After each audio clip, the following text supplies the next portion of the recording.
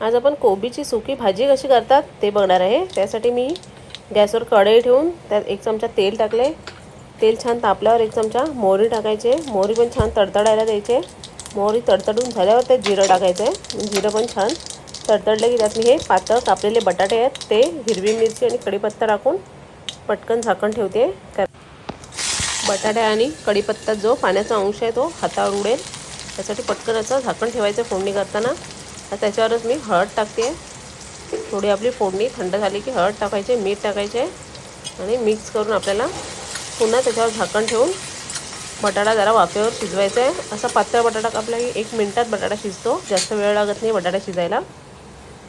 जर तुम्हाला कोबी जास्त शिजवायची असेल तर बटाट्याबरोबरच कोबी टाका, कोबी पण छान शिजते। मी कोबी थोडीशी कच्चीच ठेवते कोबीच्या भाजीत, म्हणून मी वरून कोबी टाकते। असा पातळ असा मी कोबी कापून घेतला एकदम, तो टाकते। कोबी छान असं आपल्याला परतून घ्यायचं आहे।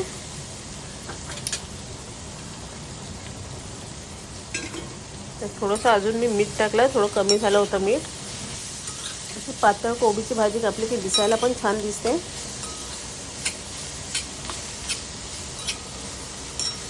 असे सर्व आपली भाजी मिक्स करून झाली आहे, सर्व हळद बटाटा वगैरे।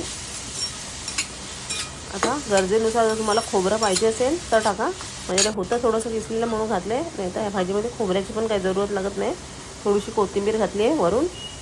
आता एक वाफ काढून अशी आपली कोबीची भाजी तयार आहे। कशी वाटली तुम्हाला ही रेसिपी कमेंटमध्ये मला नक्की कळवा। आवडली असेल तर एक लाईक शेअर नक्की करा। चॅनलला नवीन असाल तर सबस्क्राईब करायला विसरू नका, म्हणजे असे छान छान व्हिडिओ तुम्हाला बघायला मिळतील।